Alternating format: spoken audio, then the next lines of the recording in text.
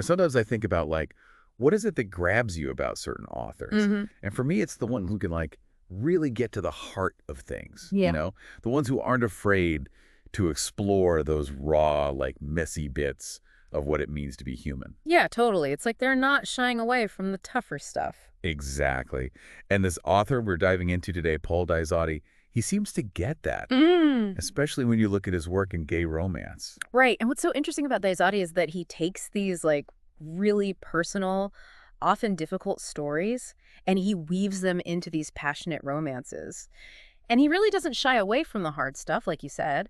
It's not all rainbows and happily ever afters. These are stories about how love endures even when faced with real trauma.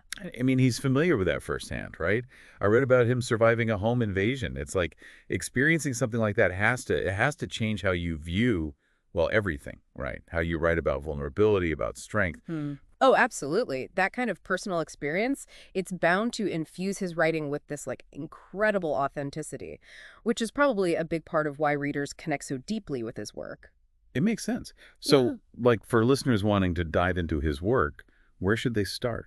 Well, Angel Baby is a great place to begin. It's a powerful story about this complex relationship between Nick, who's dealing with PTSD, and Benjamin, who's trying to make it as a musician in California. Okay, so we've got Nick who's carrying this weight of PTSD and he falls for Benjamin.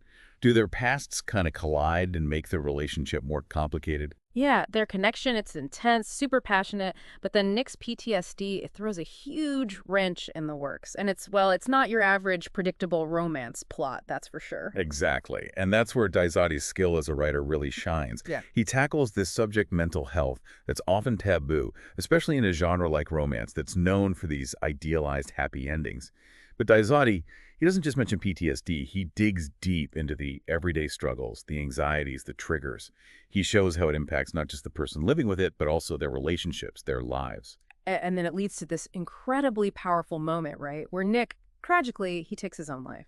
But he leaves behind this journal, and it's in those pages that Benjamin finds this entry dedicated to him. It's like finding a piece of someone you've lost, but it's their rawest emotions laid bare. Yeah, and that journal, it becomes this powerful tool for Daizotti. It allows him to peel back those layers of Nick's inner world, to show us the depths of his pain, but also the depths of his love for Benjamin. It's heartbreaking, of course, but it also highlights this idea that love can endure even in the face of incredible suffering.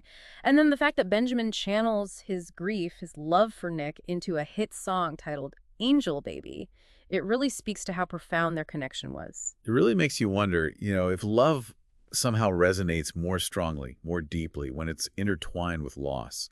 It's like a theme Daizotti keeps coming back to in his writing. That's what's so powerful about Daizatti's stories. He isn't just serving up a love story, he's grappling with the intricacies of human connection. He sets these stories against backdrops of pain, resilience, and ultimately hope.